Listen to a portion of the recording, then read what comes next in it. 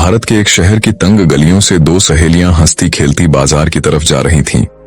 एक को नए जूते लेने थे और दूसरी को रंग बिरंगी चूड़ियां खरीदनी थीं। बाजार ईद की तैयारियों से सजा हुआ था। कपड़ों के थान, चमचमाते जूते, मेहंदी की खुशबू और रंगीन चूड़ियों से दिल लुभाने वाले स्टॉल।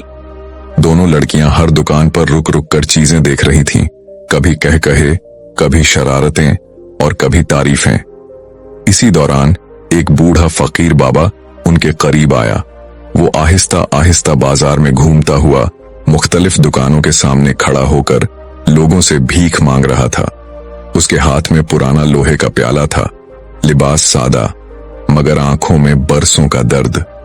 फकीर ने उन लड़कियों के करीब आकर कहा, बेटियों, अल्लाह के नाम पे कुछ दे दो, अल्लाह तुम्हें पहली औलाद में बेटा अता करेगा। लड़कियों ने एक दूसरे की तरफ देखा, फिर एक ने हंसकर कहा, बाबा, अभी हमारी शादी भी नहीं हुई। फकीर ने नरमी से जवाब दिया, कभी तो होगी बेटी, जब होगी इंशाअल्लाह पहला बेटा होगा। यह सुनकर दूसरी लड़की शोखी से बोली, बाबा, आपके कितने बेटे हैं? क्या आपकी भी पहली औलाद बेटा ही थी? फकीर का चेहरा बुझ गया। उसने नजरें झुकाकर कहा, मेरी तो कोई औलाद नहीं। ये सुनते ही दोनों लड़कियां जोर जोर से हंसने लगीं। अरे बाबा, पहले अपनी दुआ अपने लिए तो आजमा लो, फिर हमें देना। ये कहते हुए वो वहां से आगे बढ़ गईं और एक चूड़ियों की दुकान में दाखिल हो गईं। चूड़ियां पसंद करने में मग्न थीं कि इत्तेफाक से वही फकीर बाबा वहां भी आ गया। उसने उन लड़कियों की तरफ देखा मगर कुछ न बोला। दुकान पर एक और औरत जो उसी दुकान में चिड़ियां देख रही थी, उसके पास गया और कहा, अल्लाह के नाम पे कुछ दे दो बीबी, अल्लाह तुम्हें बेटा अता करेगा। ये देखकर दोनों सहेलियां फिर जोर जोर से हंसने लगीं। औरत को कहने लगीं, इस बाबे की खुद की कोई औलाद नहीं और ये तुम्हें दुआ दे रहा है बेटे की। फकीर बाबा खामोशी से पलट गया। उसकी आंखों में उदासी थी। दूसरी सहेली को अब जूते लेने थे तो वो दोनों जूतों की दुकान पर चली गईं। अभी वो जूते पसंद कर ही रही थीं कि फकीर बाबा वहां भी आ पहुंचा। एक और औरत से वही बात कही, बीबी, अल्लाह के नाम पे कुछ दे दो, अल्लाह तुम्हें बेटा अता करेगा। सहेलियां फिर तंजिया अंदाज में हंसने लगीं और उस औरत को बोली, यही फकीर है, खुद की कोई औलाद नहीं मगर हर औरत को बेटे की दुआ देता फिरता है। ये सुनते ही फकीर बाबा ठिठक गया। उसने वहीं खड़े होकर दोनों लड़कियों की तरफ देखा, फिर आसमान की तरफ हाथ उठाकर बोला, जिस तरह तुमने मेरे दिल को दुखाया है, अल्लाह तुम्हें भी मां बनने की नेमत से महरूम रखे। ये कहकर वो फकीर वहां से चला गया। लड़कियों ने उस पर भी हंसी उड़ाई। अगर उसकी दुआ में असर होता तो उसके खुद के बच्चे होते। उसके बाद वो अपना सामान लेकर घर लौट गईं। कुछ ही महीनों बाद दोनों की शादी हो गई। शौहर अच्छे मिले, जिंदगी पुरसुकून थी। मगर जैसे जैसे वक्त गुजरता गया, 1 साल होने को आया, न कोई उम्मीद न कोई खुशखबरी। एक दिन दोनों सहेलियां किसी तकरीब में मिली तो एक बोली, कहीं वो फकीर बाबा की बद्दुआ तो। दूसरी ने फौरन बात काट दी, अरे छोड़, ये सब पुराने वक्त की बातें हैं।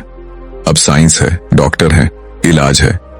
उन्होंने फैसला किया कि अगले दिन किसी अच्छे डॉक्टर से मशवरा लेंगी। डॉक्टर ने मुकम्मल मुआयना किया। कुछ टेस्ट के बाद कहा, आप दोनों में कोई मसला नहीं है, मुमकिन है कि मसला आपके शौहरों की तरफ हो, बेहतर है उन्हें भी चेक किया जाए। उसी शाम दोनों ने अपने अपने शौहरों को सारी बात बताई। पहले तो हिचकिचाहट हुई, फिर वो मान गए और अगले दिन डॉक्टर के पास जाने पर आमादा हो गए।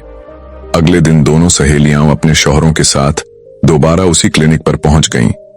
डॉक्टर ने मर्दों के भी पूरे टेस्ट किए और आखिर में कहा, ना आप औरतों में कोई मसला है ना आपके शौहरों में। कभी कभी सब कुछ होते हुए भी औलाद का मामला सिर्फ अल्लाह की मर्जी पर होता है। डॉक्टर ने कुछ दवा दी और कहा, इंशाअल्लाह फायदा होगा, सब्र रखिए। वक्त गुजरता गया। दवा, दुआ, हकीम, डॉक्टर, हर दरवाजा खटखटाया गया। देसी टोटके भी आजमा लिए मगर 2 साल बीत गए। हर महीने उम्मीद जागती और टूटती रही। अब दोनों सहेलियों के दिल थक चुके थे। एक दिन वो दोनों फिर मिली, चेहरे मुरझाए हुए, आंखों में मायूसी। पारो बोली, शानो, मुझे अब यकीन होने लगा है, वो फकीर बाबा जिसे हमने बाजार में मजाका बनाया था, शायद उसी की बद्दुआ लग गई। शानू ने आहिस्ता कहा, अब सोचती हूं तो लगता है हमने वाकई गलती की थी, शायद हमें उससे माफी मांगनी चाहिए। उसी वक्त दोनों ने फैसला किया कि वो बाबा को ढूंढेंगी, शायद वही माफ कर दे, शायद उसी के पास कोई हल हो। दोनों बाजार पहुंची और सारा दिन एक एक गली छान मारी, हर नुक्कड़ पर उसे तलाश किया, लेकिन वो फकीर बाबा कहीं नजर न आया। शाम ढले थक कर घर लौट आई, मगर इरादा पक्का था, अगले दिन फिर जाएंगी। दूसरे दिन जैसे ही वो बाजार में दाखिल हुई, दूर एक कोने में वही फकीर बाबा बैठा नजर आया। मिट्टी पर बैठा एक टूटे हुए थाल में कुछ खा रहा था। लड़कियां फौरन उसके पास दौड़ी और एक ने उसके कदमों में हाथ रख दिए। बाबा, आपने 2 साल पहले जो बद्दुआ दी थी वो पूरी हो गई। हम दोनों बांझ हैं, हमने हर मुमकिन इलाज करवाया मगर कुछ नहीं बदला। अगर हो सके तो हमें माफ कर दीजिए। फकीर बाबा ने चंद लम्हे उनकी तरफ देखा, फिर कहा, बेटियों, मेरी जुबान से निकले अल्फाज अब मेरे इख्तियार में नहीं। मैं चाहूं भी तो वो बद्दुआ वापस नहीं ले सकता। हाँ, एक शख्स है, बहुत दूर रहता है, लोग उसे बाबा गुलबाज कहते हैं। वो बर्फीले पहाड़ों के पार एक तन्हा झोंपड़ी में रहता है। लड़कियां चौंक गईं। बाबा, वो क्या कर सकता है? फकीर बाबा बोला, वो जो भी फैसला करता है पूरे यकीन से करता है। उसके पास जाने वालों को कुछ शर्तें पूरी करनी पड़ती हैं। आसान नहीं है, मगर अगर वो राजी हो गया तो जो बंद दरवाजे हैं वो खुल जाते हैं। लड़कियों ने पूछा, कैसी शर्तें? फकीर बाबा ने आहिस्ता आवाज में कहा, 5 रातें वहां गुजारनी होंगी। वो तुमसे बात कम करेगा, तुम्हें परखेगा। वो तुम्हारी नीयत, तुम्हारा सब्र, तुम्हारी सच्चाई जानना चाहेगा। अगर तुम उसके इम्तिहान में पूरी उतरी तो फिर वो तुम्हारे साथ रात गुजारेगा। यानी वो तुम्हारे साथ वो रिश्ता बनाएगा जो एक मर्द और औरत के दरमियान होता है जब वो एक दूसरे के बहुत करीब होते हैं। उसी रिश्ते के बाद तुम्हारे पेट में बच्चा आएगा। वो दुआ नहीं देता, उसका तरीका यही है, और वो तरीका यही है। लड़कियां ये सुनकर साकित रह गईं। एक बोली, बाबा, ये हमसे नहीं होगा, ये तो हमारे शौहरों से बेवफाई होगी। फकीर बाबा ने गहरी सांस ली और कहा, बेटी, फैसला तुम्हारे हाथ में है। वो बाबा किसी पर जबरदस्ती नहीं करता, मगर अगर तुम्हें इलाज करवाना है तो तरीका बस यही है। पारो और शानो ने एक दूसरे की तरफ देखा। चंद लम्हों की खामोशी के बाद बोली, हम तैयार हैं बाबा, हमें रास्ता बता दीजिए। फकीर बाबा ने एक कागज पर झोंपड़ी का पता लिखा और कहा, रास्ता आसान नहीं, शहर से जंगल, फिर रेगिस्तान, फिर बर्फ, मगर अगर तुम सच्ची हो तो पहुंच जाओगी। अगले दिन दोनों सहेलियों ने शौहरों से कहा कि वो चंद दिन के लिए एक रूहानी सफर पर जा रही हैं। इजाजत ली, जरूरी सामान बांधा और निकल पड़ी। रास्ता वैसा ही था जैसा फकीर बाबा ने बताया था। पहले शहर, फिर गांव, फिर रेतीला मैदान और आखिरकार बर्फीले पहाड़। चलते चलते उनके कदम थक चुके थे, मगर हौसला अब भी जिंदा था। 5वें दिन शाम ढले दूर एक टिमटिमाती रोशनी नजर आई। बर्फ की सफेद चादर के बीच एक छोटी सी कच्ची झोंपड़ी, जहां से धुआं उठ रहा था। करीब जाकर देखा तो झोंपड़ी के सामने एक बूढ़ा शख्स नंगे बदन, बगैर कमीज के, धूप में योग की हालत में बैठा था। उसके बदन पर जमी बर्फ पिघल रही थी, मगर चेहरा मुतमिन था। वही बाबा गुलबाज था। दोनों ने पुकारा, बाबा, बाबा, मगर वो आंखें बंद किए खामोश बैठा रहा। सर्दी की शिद्दत बढ़ गई, लड़कियां कांपने लगीं। मजबूरन वो झोंपड़ी का दरवाजा धकेलकर अंदर दाखिल हो गईं। अंदर एक छोटा सा आंगन था, दरमियान में आग जल रही थी। दोनों उसके पास बैठ गईं। सफर, सर्दी और थकन ने उनका जिस्म जैसे सुन्न कर दिया था। कुछ देर बाद वो बाबा भी झोंपड़ी में आ गया। लड़कियां फौरन बोल उठीं, बाबा, जब हमने आपको बाहर आवाज दी, आपने कोई जवाब क्यों नहीं दिया? बाबा ने नरमी से कहा, इन सब बातों को छोड़ो, पहले ये बताओ तुम कौन हो। दोनों ने सारा मामला बयान किया। बाजार में फकीर बाबा का मजाक बनाना, फिर उसकी बद्दुआ और आखिरकार उसके बताए हुए पते पर यहां तक आना। बाबा ने खामोशी से सब सुना, फिर बोला, जब उस बाबा ने तुम्हें मेरे पास भेजा तो उसने ये भी तो बताया होगा कि इलाज किस तरह होता है। ये सुनकर दोनों लड़कियां खामोश हो गईं। वो जानती थीं उस बाबा ने सब कुछ साफ बता दिया था, मगर वो खुद ये बात जबान पर लाने से झिझक रही थीं। बाबा ने भी चुप्पी अख्तियार कर ली, जैसे सब कुछ समझ गया हो। कुछ लम्हों बाद वो बोला, ठीक है, आज की रात आराम करो, तुम्हारा वक्त जाया नहीं करूंगा, इलाज जल्द शुरू होगा।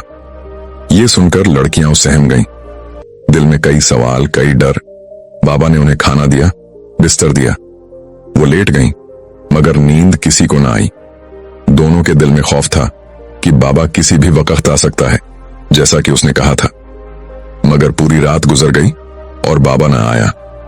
अगली सुबह बाबा फिर बाहर योगा की हालत में बैठा था, आंखें बंद, जैसे दुनिया से कटा हुआ हो। सारा दिन यूं ही गुजरा। लड़कियां झोंपड़ी में बैठी रहीं, सोचती रहीं, ये बाबा क्या चाहता है? जो कहता है वो करता नहीं, और जो करता है वो कहता नहीं। रात को बाबा फिर आया और कहा, आज अच्छी तरह नहा धो लो, तैयार हो जाओ, आज मैं तुम्हारा इलाज शुरू करूंगा। अब लड़कियों को यकीन हो गया था, आज की रात कुछ होने वाला है। दिल जोर जोर से धड़कने लगा, हाथ पांव कांपने लगे। मगर जैसे पहली रात, वैसे ही ये रात भी खामोशी से गुजर गई। बाबा आया ही नहीं। जब सुबह आंख खुली तो बाबा फिर बाहर योगा में बैठा था। अब दोनों सख्त परेशान हो चुकी थीं। तीसरी रात आई तो बाबा फिर वही बात दोहरा कर चला गया, तैयार रहो, आज की रात मैं तुम्हारे पास आऊंगा। दोनों ने सोचा, हम खुद चाहते हैं कि इलाज हो, हमने अपने शौहरों से वक्त मांगा है, सफर किया है, तो फिर बाबा आता क्यों नहीं? मगर तीसरी रात भी यूं ही गुजर गई। इस बार वो वाकई थक कर सो गईं, क्योंकि 2 दिन से जाग रही थीं। चौथी सुबह बाबा की इबादत मुकम्मल हुई तो लड़कियां उसके पास गईं। कहा, बाबा 3 दिन गुजर गए, हमने शौहरों से कहा है कि 5 दिन बाद लौटेंगे, आप कुछ कर नहीं रहे। बाबा ने गहरी सांस ली और कहा, जब तुम आई थी मैंने पूछा था कि तुम्हें मालूम है इलाज कैसे होगा, तुम खामोश रहीं। मैं तुम्हारे जवाब का इंतजार कर रहा था। अब वो मजबूर थीं, सच बोलने के सिवा कोई रास्ता न था। एक ने आहिस्ता कहा, जी बाबा, हमें बताया गया था कि आप हमारे साथ रात गुजारेंगे, तभी हम मां बन सकेंगी। बाबा ने सर झुकाकर कहा, हाँ यही सच है, मगर मैं ये अमल 5वीं रात ही करता हूं, उससे पहले नहीं। तुम आराम से सो जाओ, नींद पूरी करो। चौथी रात भी वैसे ही गुजर गई। 5वें दिन सुबह जब लड़कियां उठीं तो बाबा उन्हें देखकर कुछ अलग महसूस कर रहा था, जैसे उसके दिल में अब कोई नरमी आ गई हो। लड़कियों ने भी नहा धोकर साफ कपड़े पहन लिए, बाल संवारे, शाम का इंतजार करने लगी। जब शाम हुई तो बाबा झोंपड़ी में आया। लड़कियां डर रही थीं, जिस्म कांप रहा था, चेहरे पर जर्दी छा गई। मगर बाबा उनके करीब आकर सिर्फ इतना बोला, आंखें बंद करो। बाबा ने दोनों के सिरों पर हाथ रखा, कुछ पढ़ा और उन पर फूंक मार दी। फिर कहा, तुम्हारा इलाज मुकम्मल हो गया, अब अल्लाह पर छोड़ दो, जब वो चाहेगा तुम्हें औलाद अता फरमाएगा। लड़कियां हैरान थीं। बाबा, वो बाबा तो कह रहा था आप हमारे साथ मतलब रात गुजारेंगे, आपने तो कुछ किया ही नहीं। बाबा मुस्कुराकर बोला, बेटियों, तुम्हें सबक सिखाने के लिए वो बाबा ऐसा कह गया। ये तुम दोनों के गरूर और मजाक की सजा थी। असली इलाज दुआ है, न कि जिस्मानी ताल्लुक। तुमने 2 साल जो कुछ भुगता वो तुम्हारे अमल का नतीजा था। अब तुमने सब्र, आजिजी और तौबा की तो अल्लाह ने तुम पर रहम किया।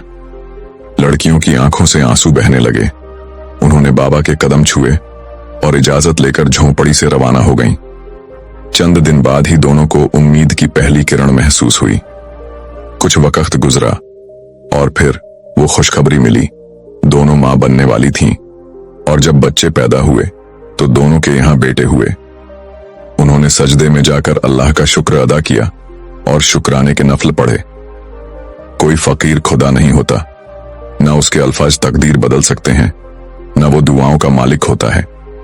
मगर जो चीज इंसान की किस्मत पर असर डालती है वो है किसी मजलूम का दिल दुखाना, किसी कमजोर पर हंसना, किसी मांगने वाले को तजलील से देखना।